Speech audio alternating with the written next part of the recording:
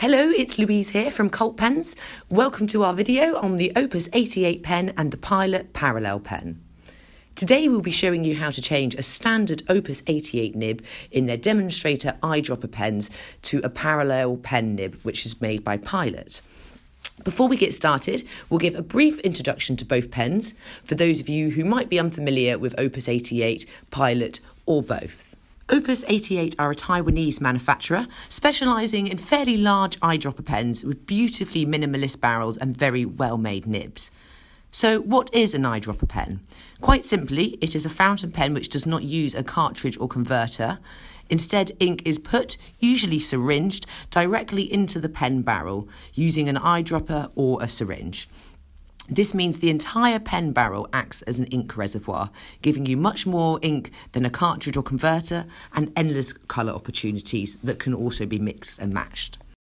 You may then ask of Opus88, why the piston-like mechanism? It's a valve to seal off the ink supply just above the nib, which makes the pens safer to carry, as only the ink that's already in the feed can then leak into the cap if it does get shaken about. Pilot are Japan's oldest pen manufacturer and generally very well known around the world. The Pilot Parallel Pen in particular is a firm favourite among many calligraphers and artists. It has an entirely unique nib made from two steel plates sat in parallel together. It creates an extremely precise and sharp line and is available in 4 line widths. So, why would you want to have an Opus88 pen with a Pilot Parallel Pen nib inserted?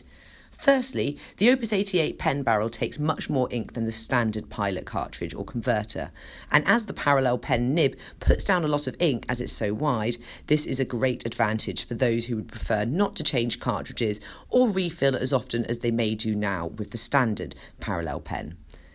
The eyedropper barrel also means you can mix and match inks easily.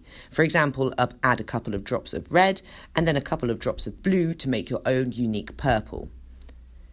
Some might prefer the look and feel of the Opus88 pen barrel, which has a pocket clip, is shorter but wider and heavier, and is also available in a range of colours. There is no choice with the Pilot Parallel Pen.